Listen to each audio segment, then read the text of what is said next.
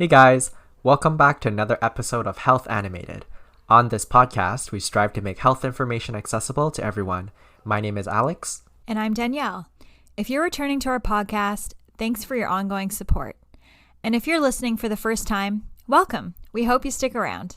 So today we are going to talk about a topic that some of you might think is a little bit dry. And it's because it is. I don't know if that was funny. Pun intended. We're going to talk about dry eyes today. So, Alex, I think this topic is pretty near and dear to your heart because I think, less than 5 hours ago, you were just doing a lecture on this very topic. So, do you want to walk us through your day? Well, yeah, I did deliver a lecture today, and that was 5 hours ago, I think. Actually, more than that now. But it's one of those topics that I think is not very, glorified, but especially this past year, I think more and more people are becoming more aware of this topic of dry eyes, and associated with dry eyes, also eye strain. And the reason for that is because with this pandemic that we've all been living through, many of us have pivoted from working in the office to working from home. So I'm sure there are many people out there who have their own home offices. If you're a student, you might now be studying at home and participating in a lot of Zoom sessions. So all of that is leading to more increased screen time, and some people may experience dry eyes. So I think this topic is pretty relevant. Yeah, for sure. I'm not working from home, but I feel like my screen time is a lot. Also because you're socializing on the computer now too, right? You're like, oh, let's do a Zoom call, or oh, we have a Zoom conference. Mm-hmm, absolutely. And even before the pandemic, dry eye is something that can cause a considerable amount of burden to patients as well as society. If you think about it, we need our eyes to do everything, right? From reading to writing to, our daily activities. It's really important to have good visual acuity and ensure that our eyes are well hydrated and taken care of. I had a really interesting stat to share, which is, did you know that the average American spends about $800 a year on treating dry eyes? That's pretty significant to me. Wow. Yeah, that's really significant. I have dry eyes, and yeah, I definitely do not spend that much. So I think it's probably also because I'm not that good about drops and eye regimen. But wow. No, I think there's a lot to unpack. So shall we get started? Yeah, let's do it.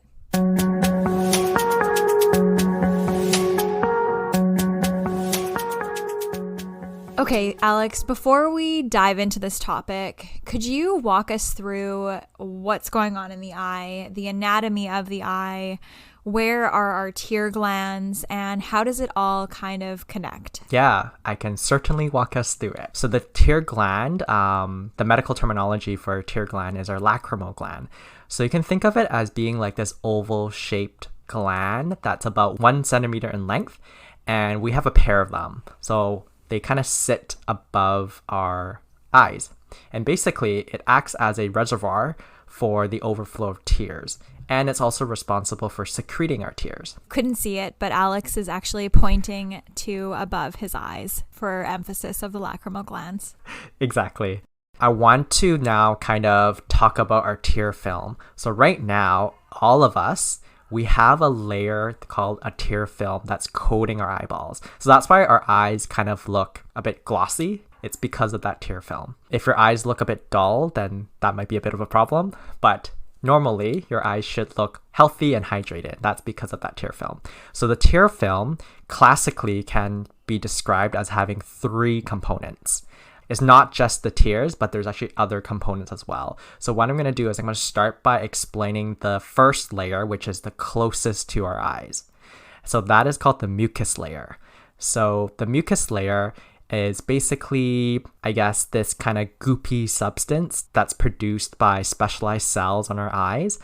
And it allows the next layer, which is the aqueous layer, to adhere to. And with the mucous layer, it's kind of responsible for getting rid of waste material and things like that. Now, with the second layer, that is called the aqueous layer. So the aqueous layer is the thickest part of the tear film, And it's essentially a pool of really good stuff. So it's responsible for nourishing our eyes, keeping it hydrated, and it carries a lot of antibacterial properties. If you want to get a bit nerdy, it also contains things like growth factors, electrolytes, and things like that. And then the final layer, which is the outermost layer, is your lipid layer. So the lipid layer is also known as sort of like the oily layer. And it allows us to have this like smooth surface and helps to stabilize the tear film.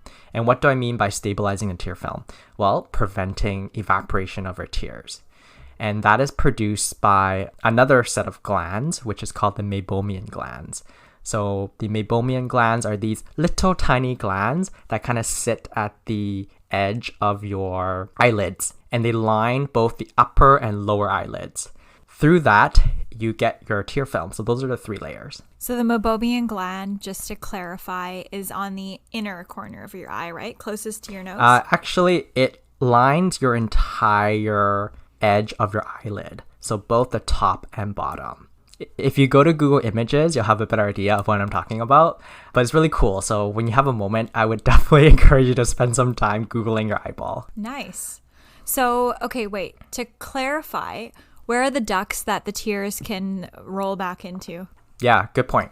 So, getting all nerdy with anatomy. So say, for whatever reason, you start to tear up, whether it's from an emotional movie, such as, I don't know. The Notebook?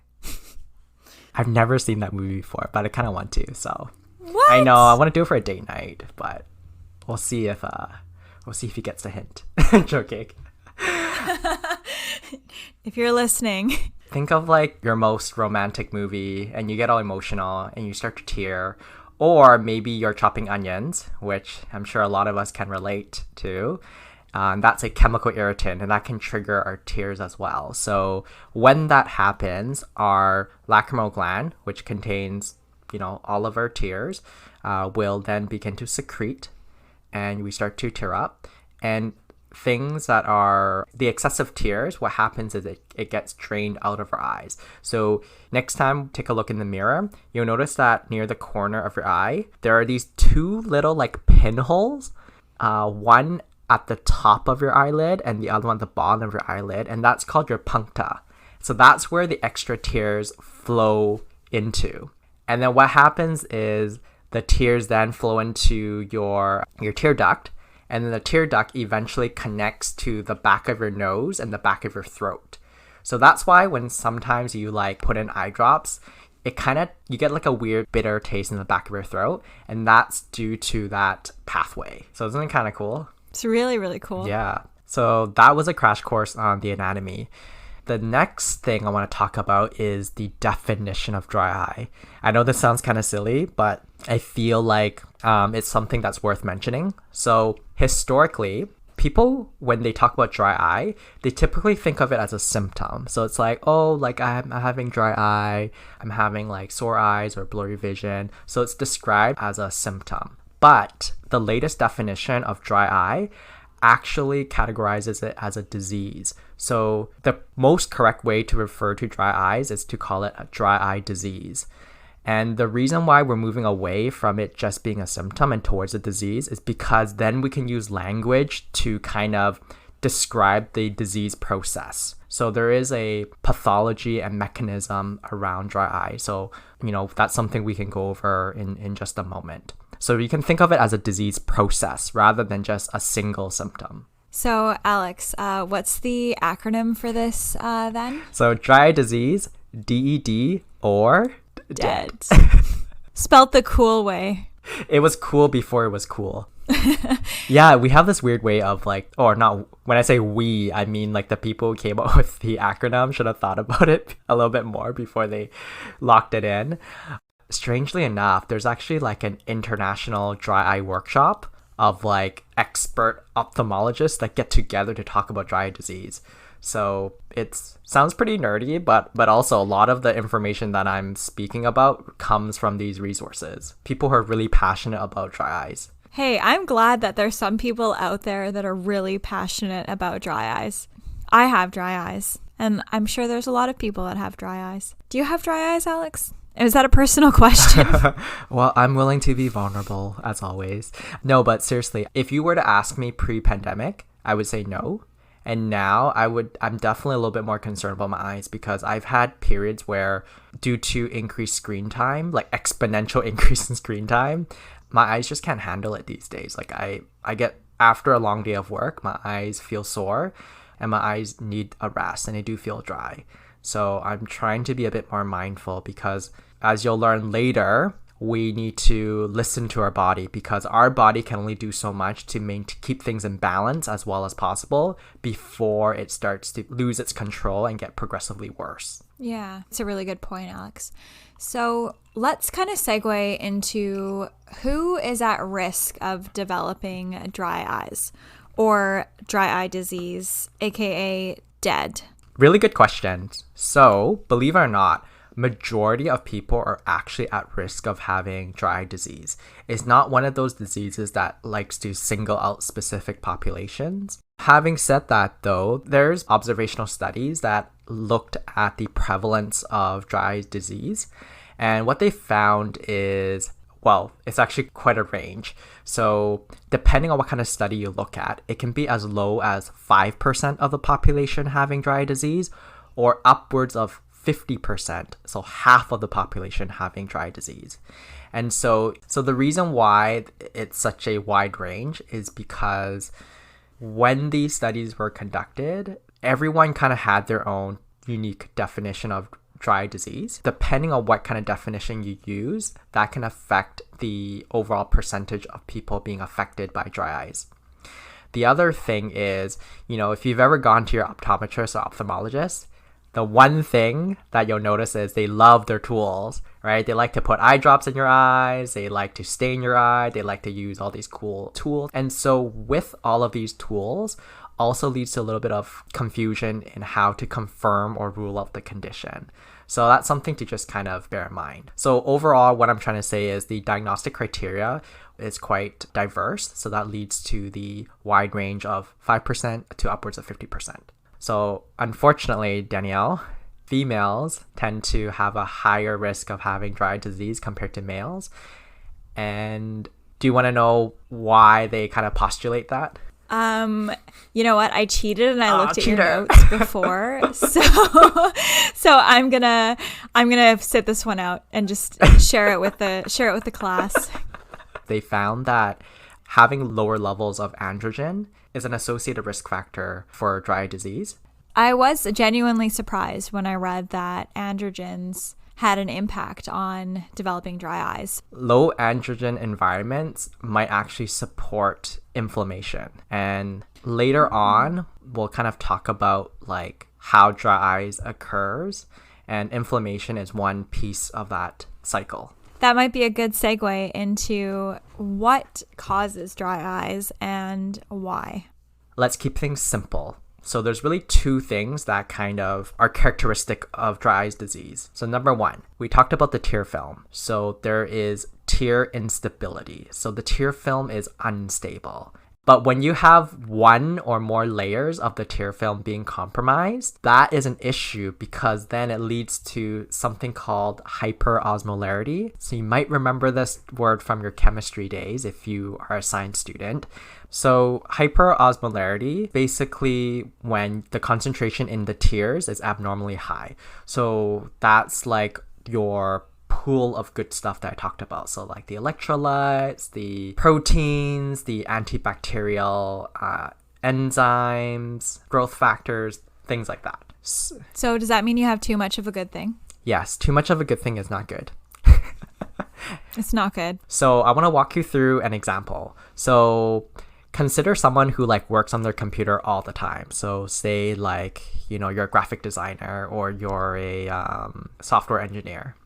And so, your day-to-day involves a lot of screen time. And with that, maybe you're also not blinking as much because you're always focused on the screen. And to make things even worse, let's consider that you work under an air draft or like a ceiling fan or air conditioner. So it creates this stream of air that's increasing the evaporation of your tear film. So when you have the environment where you have a high evaporation of your tears, typically how our eyes like to respond is under normal condition, our eyes will increase our reflex drive by producing more tears to try to achieve that balance again. So, the technical term would be homeostasis. So our body tries to strive for homeostasis. So something that might be relatable is if you've ever gone outside and it was like a really windy day and it's like blowing directly into your eyes, I don't know if you recall, but you might actually start to tear excessively.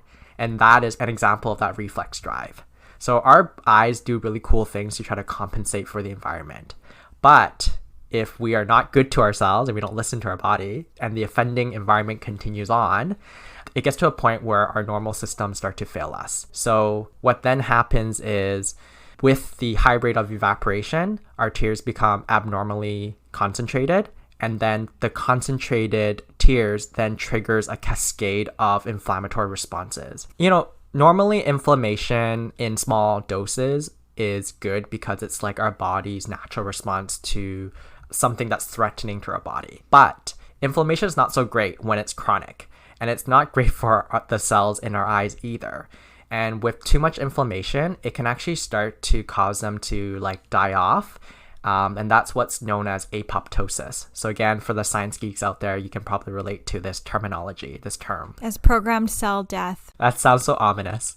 Programmed cell death. And when our cell starts to die off, that's really sad because a lot of those cells are the building blocks to produce and contribute to our tear film.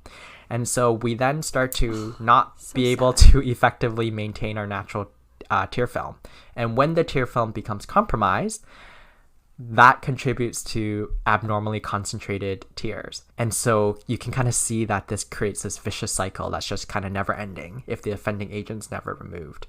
Yeah, so that is the vicious cycle of dry disease in a nutshell. Any questions, Danielle? No, I think you summed it up pretty well. But I will just recap just to make sure that I have a good understanding of this. So pretty much evaporative effects can cause our eyes to dry out. And when they dry out, the cells become more concentrated with all of the stuff, but less tears, less of the aqueous layer of the actual liquid part of it, more of the electrolytes, more of the other factors that are floating around in there. So then that causes inflammation, which then is this vicious cycle if the offending evaporative effects are not removed. And then your cells just kind of die off, and the cells that are dying are actually the ones that are helping to promote the tear film, which just leads into this big cycle. I don't want to get into too much detail because I feel like it's sort of beyond the purpose of this episode, but just appreciate that there are many different causes of dry disease. I want to focus on one particular cause of dry disease. And before I get back to it, I just want to remind everyone about our Meibomian glands. So those are the glands that are responsible for secreting the oily substance that contributes to our lipid layer of our tear film. Sometimes those glands get a little bit wonky and they either don't secrete as much, or in some cases, they can actually be blocked and even kind of solidify. And that's called Meibomian gland disorder.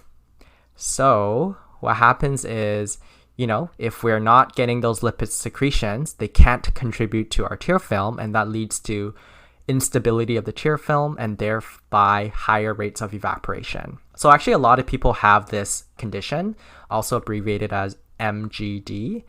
And so there is a way to treat it. It's kind of funny because the way you treat it is you have to express the glands and express the lipids. Yeah, so I have pretty bad dry eyes.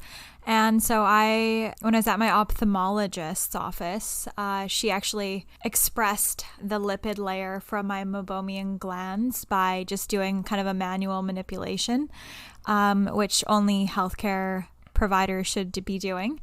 But and then she was looking at my eyes through her microscope, I guess, or through her magnifying glass. And she's like, yeah, I can see the lipids just pouring out of your Meibomian gland. And it was interesting. But fun fact, you can actually elicit a similar effect by just using a warm compress. So that was her recommendation to me, was to use a warm compress for about 5 to 10 minutes a couple times a day. And then it'll help to kind of unclog your Meibomian glands and then just allow that lipid layer to be expressed in a safe way that you don't have to go see your optometrist or your ophthalmologist for. I almost wonder if like optometrists get a similar satisfaction to like say someone popping their pimple, because this extraction kind of reminds me of like, you know, like Dr. Pimple Popper, like squeezing out a really good pimple.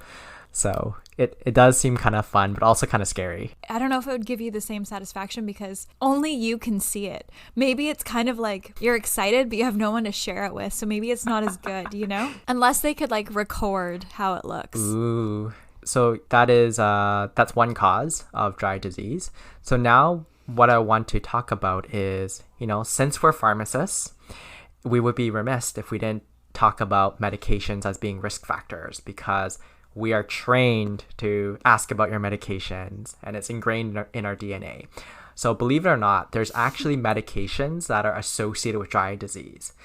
And so the list is just going to focus on maybe like one or two different categories. Yeah, we're going to hit the low-hanging fruit that are really obvious causes. Yes. Danielle, do you want to kick us off? So the first class of drugs that can cause dryness are called anticholinergic drugs.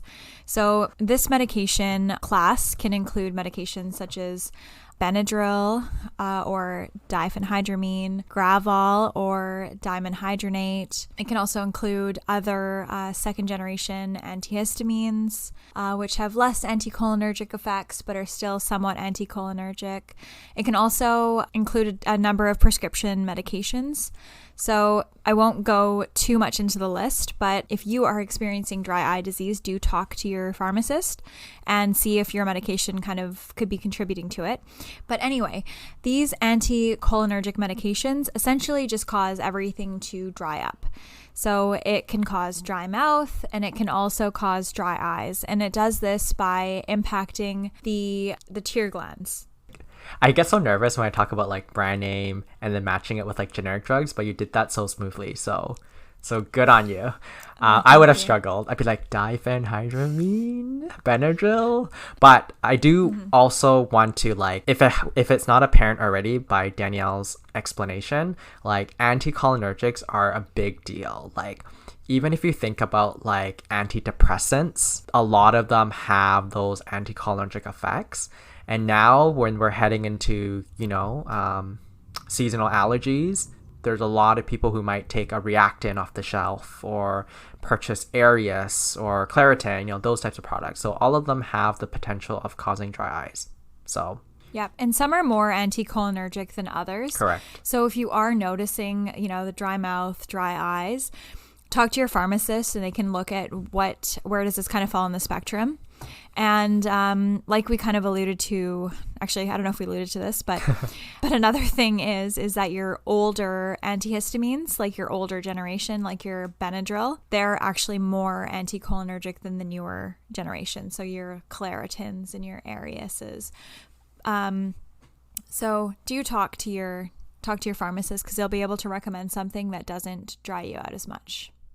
Yeah. Absolutely. I completely agree. So it is really important, though, that if you are experiencing dry eyes, that you do intervene. And if you don't treat dry eye disease, it can actually increase your risk of eye infections and cause that surface damage to the eye, like we talked about. It can also have an impact on your quality of life because, you know, if you're experiencing dry eyes, you're going to notice it. And towards the end of the day, your eyes are going to get tired and feel like scratchy and irritated, and it's not going to be fun. In some cases, it's actually known to have mental health impacts as well. And so with that being said, you might ask the question, well, should I be treating the dry eyes on my own or should I be seeing my eye care professional for treatment?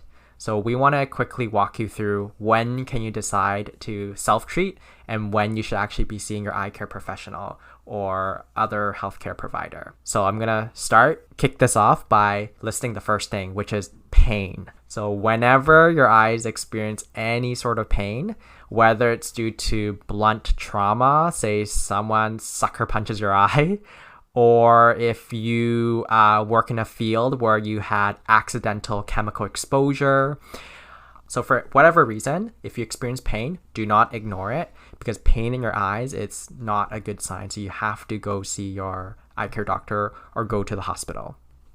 The other thing is anytime you have any disturbances in your vision, where things you can't see as clearly, or there's an acute change in your visual acuity, also see a doctor, because that's not a good sign. Sorry, just to pause for our audience. What does acuity mean, Alex? So visual acuity means the sharpness of your vision. Say like you stare at like a cup and the edge of the cup looks kind of blurry, then that is a sign that your vision has decreased in acuity. Another symptom that should be looked at by the doctor is if you have photosensitivity.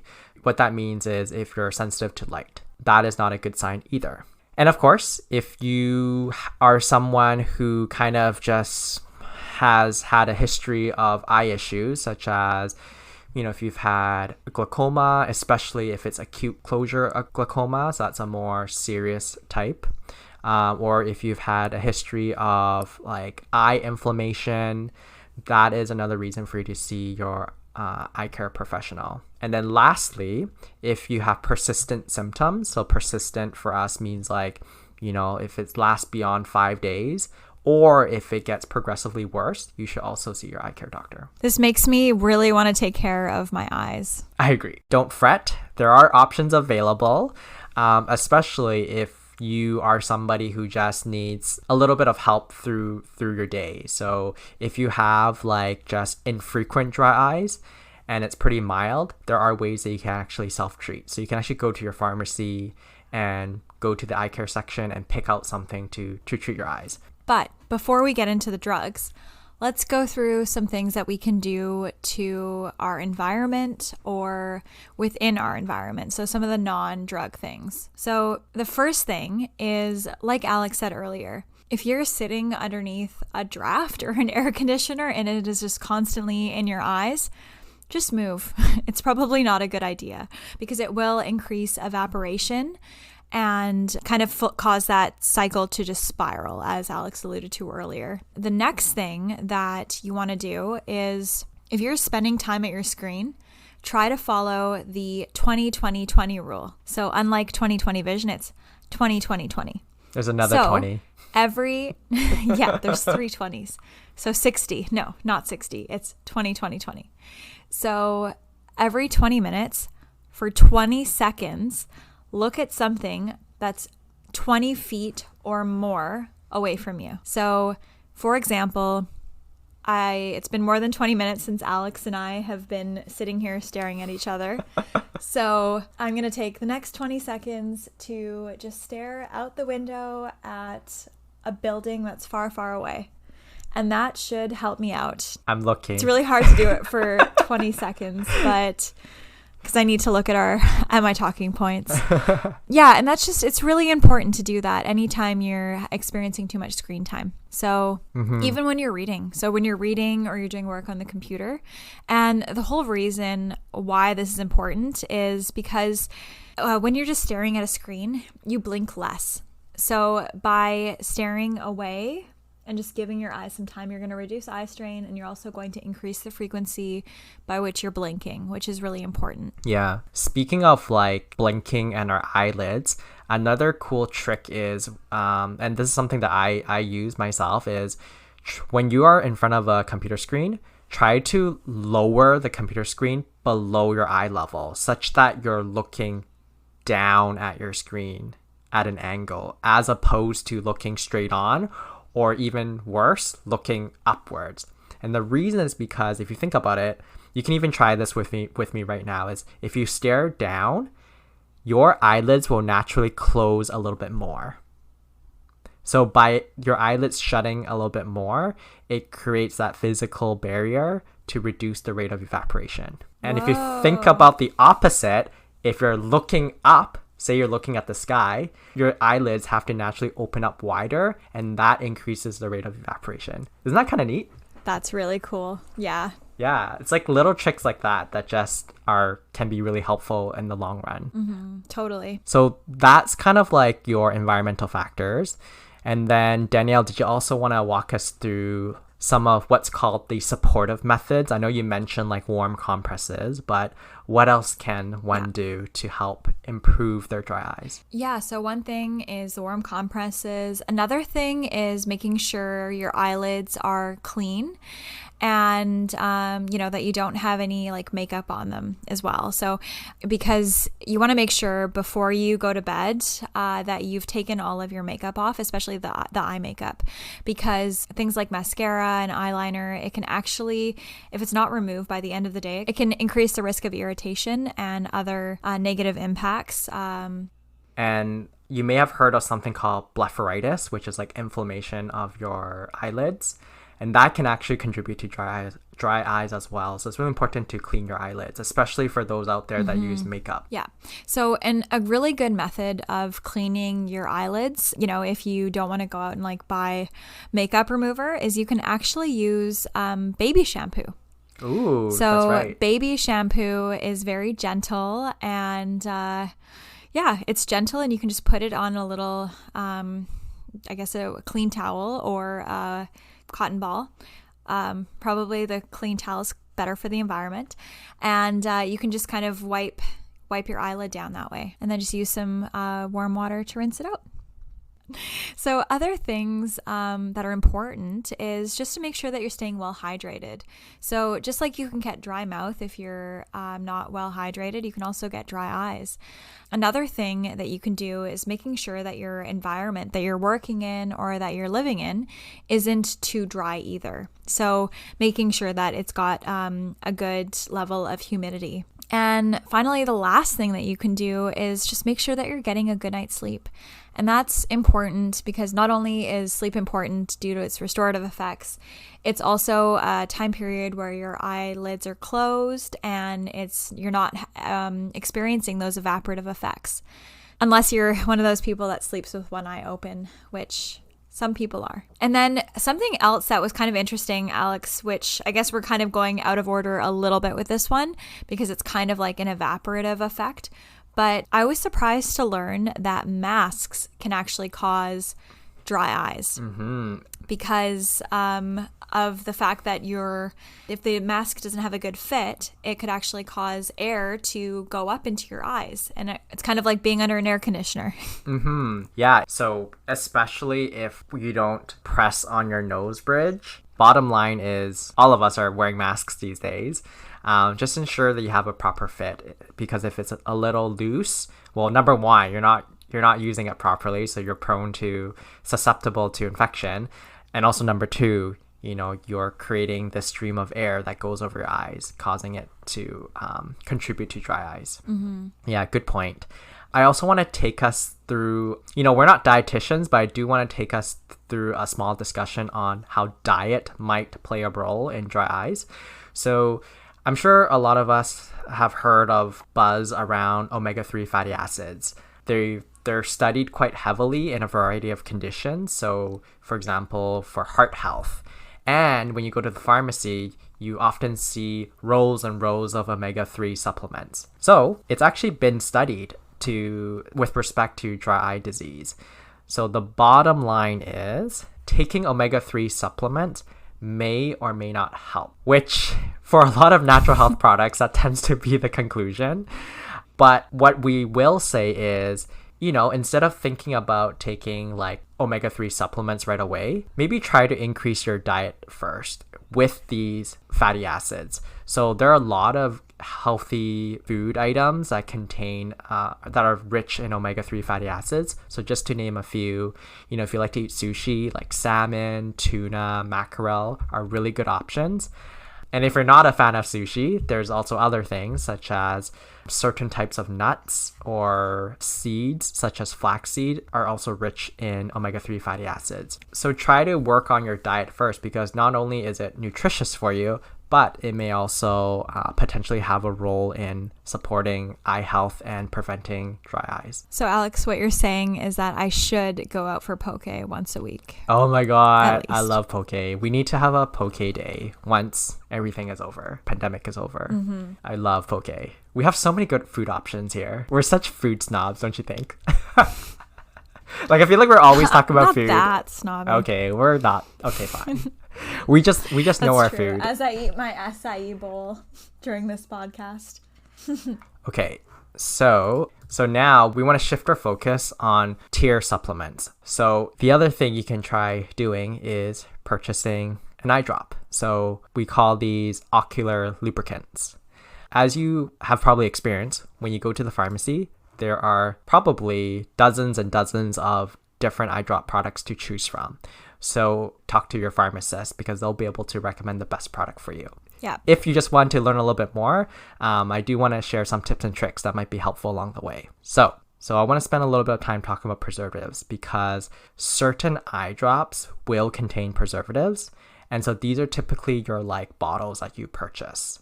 And so some preservatives are worse than others.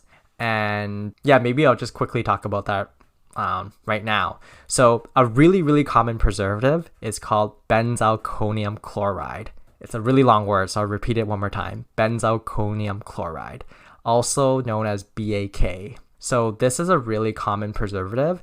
And the reason why we have preservatives is obviously to prevent microbial growth in the solution because you obviously don't want to instill eye drops that have been contaminated. Yeah, so prevent germs. Yeah, that's a really good way of saying it. Prevents germs from forming. So on one hand, you're preventing germs from forming, but on the other hand, these preservatives are actually not really good for our eyes in the long run. You know, if you find yourself using eye drops, say like 4 times a day, you might want to double check your eye drop product to make sure that it doesn't contain a preservative. Or if it does contain a preservative, that it's something that's not benzalkonium chloride because that's the most toxic out of all of them. So yeah, you can always talk to your pharmacist because they can probably recommend something that's more appropriate for you. So you might be wondering, well, you know, a lot of the products I see on the shelf, they're all in eye drop bottles. So wouldn't they all contain preservatives? Well, if you look a little bit closer, there's actually some products on the shelf that look like these plastic little vials, and they're called single-use vials. So those typically are, you'll know that they're preservative free because typically they're a little bit more expensive because of the packaging, but it's meant to be used one time only. So that's one way to select these products. So these ones are like single-use little, kind of like ampules. So they're just little plastic things. However, because I know that there is an environmental focus and, you know, single-use plastic is not always ideal, there are other types of devices that have been formulated in such a way that they are a bottle, multi-dose, but they do not contain preservative. And those have a very specialized delivery system to deliver a single drop at a time, and they don't have preservative in them, but they will also be a little bit more expensive. Yes, that's a really good point. And yeah, I feel like definitely over the past like several years, we've been seeing more of these products come on the shelf. So that's really, really great. As you mentioned, you know, it's probably better than throwing away tons and tons of plastic. And it's probably a little bit more convenient to carry around as well because it's just like your regular bottle, except has a really cool mechanism, allowing it to isolate one single drop from the rest of the bottle. Yeah. I also think because it's a good time to talk about it because of the whole waste conversation. What is really, really, really, really important with your eyes is that you do not use them beyond the expiry date and you do not use them beyond the date that it was opened where it says that you need to throw them out by, because that is a really, really good way of getting a terrible eye infection. So please do respect those expiry dates on the bottle and after opening. And after opening, they are not going to last you until the expiry date on the bottle. They're only good for a certain amount of time. So do check the package insert or the bottle or with your pharmacist to see what duration that is for the eye drop that you're purchasing. Because even though they have preservative in it, it doesn't mean that that preservative is going to make that bottle last for a very long time. So it's really, really important to respect the expirations. So also, it's probably good practice to just write down the date that you opened it to make sure that you actually look at the expiry, because it's just high risk of eye infection otherwise. Yeah, that was a really good thing to share because I feel like I'm guilty of like hoarding medications because, you know, sometimes you like, I don't know, say you have like dry eyes once, right? You would buy it, and obviously there's a lot left. You just kind of like, oh, I don't want to waste it. I'm just going to store it away for the next time I have dry eyes. But it's actually not a good idea, as Danielle mentioned, especially when it comes to your eyes. You don't want to play around with that kind of stuff. So if you're that kind of person, then maybe those single-use ampules are actually better for you, because then at least they're all single use and you can use it once and then just stash the rest away until the longer expiry date if they're single use ampules. Now that we talked about preservatives, the last property I want to focus on is viscosity. So viscosity agents are sort of like the star of your eye drop product. So you'll typically see that ingredient being written on the face of the box or the bottle. And there's a lot of different viscosity agents. So we know we're not going to go through all of them. But basically the role of viscosity agents is to increase the retention time of the tear film. It also helps to prevent evaporation by kind of supplementing our tears. And yeah, that's essentially the main ingredient. It's really to supplement your tears with something. So with the viscosity agent, there are many different types of them. So you have those that are a little bit more liquidy. So that's why you have like eye drops. And then you also have some viscosity agents that are a little bit thicker. And the reason why they're a little bit thicker is some people just need products that are designed to last a little bit longer. So it increases the retention time of our tears. So those are typically advertised as like kind of like gel drops. And then on the really extreme end, you have some viscosity agents that are really thick. And so those are your eye ointments. So typically the eye ointments are those that you want to use reserved for bedtime because they're really thick, so it causes your vision to be a bit more blurry. Now, in terms of like kind of like side effects, overall, these artificial tears have been demonstrated to be pretty safe.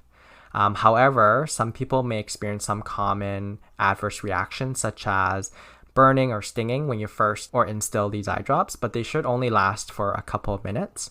And of course, depending on the thickness of the product, as I've alluded to, it may lead to temporary blurriness of your vision. So make sure that your eyes are not blurry before you need to do anything such as like driving or, as we like to say, operating machinery. Mm-hmm. And another thing to keep in mind is if you're a contact lens wearer, do check with the pharmacist to make sure that you've selected a product that is actually compatible with contact lenses. As some of the eye drops, you'll actually have to take out your contact lenses and then instill them and then wait a period of time and then put them back in. Whereas others, you can just use them alongside your contacts. So just ask your pharmacist, they'll be able to help you with that. Yeah, really, really good point. As you can probably tell, I'm not a huge fan of Benzalkonium Chloride, and that's another reason to avoid that type of preservative because it's not compatible with contact lens. Okay, so, another thing that I forgot. Sorry, it kind of seems like we're just like randomly spewing facts, but this is important. So another thing that's kind of confusing for people is you'll see some products being advertised for treating redness of the eyes. Ooh. That is something that I really, really want to talk about because it's a pet peeve of mine. So typically when these eye drops are advertised for eliminating redness, so in addition to like the standard ingredients you'll find in eye drops, you'll also notice that it contains a different set of ingredients. And that is called your decongestants. So decongestants work by constricting the blood vessels that are in your eyes. So it offers sort of like a cosmetic fix because when you are constricting your blood vessels, it will then physically decrease the appearance of redness in your eyes. So while it does offer a cosmetic fix, it's actually not good to use for more than a few days because it can actually lead to worsening of dry eyes. So it's really, really important to, well, first of all, try to avoid using that product. But if you really have to use that product, say, I don't know, you have to deliver a keynote speech in front of hundreds of people and you need to, look the part, then maybe you can use it one off, but definitely don't use it for, more than a few days. Mm-hmm. And do check with your pharmacist before using it because you don't want to be using it if you're on certain types of medications. Yeah. So even with eye drops, it can potentially be conflicting with medications that you're on. Okay, so I feel like we've taken you folks through like a really long journey of dry disease. And so one thing I just want to say to kind of cap things off is don't feel discouraged if you're not getting any relief from these over-the-counter products, and if you're not getting any relief despite implementing lifestyle changes and addressing environmental factors. Because at the end of the day, some people who have like perhaps moderate or severe or chronic dry eye may actually need prescription strength products to treat their dry disease. So how do you get these prescription products? Well, it requires a visit to your optometrist, your ophthalmologist, or your doctor. So it's not the end of the discussion when it comes to dry disease. There are other treatment modalities that are available. So not just prescription products, but sometimes there's devices you could use to help support and manage more serious or chronic forms of dry disease. Definitely. Okay, so yeah, I kind of feel like this episode, it's funny because we always like have a goal of like recording just a short episode that's like 20 minutes long, but we end up being so passionate about our topics that it becomes quite lengthy. But I really hope that you folks found this topic interesting, especially as it seems to be quite relevant for many of us who are working from home these days, whether it's for a job or whether you're a student studying for your online courses. So I'm really hoping that you were able to gain some tips and tricks from us. Bottom line is, with dry eyes, it's really important to control the environmental factors and to think of ways to address some of the lifestyle measures as well. Even though there's no cure for dry eyes per se, it's really about managing it and focusing on prevention. So that's the other thing I wanted to kind of just share with everyone. Aw, Alex, you're so passionate about this topic. I'm really glad that you got to lecture on it today and that you got to share it with everybody, because you make this topic not so dry. Pun intended, but I'm done. I started the lecture with a pun. So the pun was, why should I care? As a way to hook the students into this lecture. Spelt E-Y-E. Yes, why should I care? So I hope that you now know the answer to that. And so I really want to thank everyone for tuning into this week's episode of Health Animated. We had lots of fun recording this episode. And if you really like what you've heard, it would be really cool if you could share this with people around you. Awesome. And if you like what you hear, don't only share, but please do subscribe as well. And rate us if you're on Apple Podcasts, because we'd love to have some more ratings on there and hear feedback and reviews. But yeah, that's kind of all we've got for you today. And as soon as we finish this episode, I'm going to go and use a warm compress on my eyes. And I'm going to rest my eyes. Yeah. If you want to learn more about us, our website is healthanimated.com, and you can find us on various social media platforms such as YouTube or Instagram. Just type @healthanimated. Bye for now.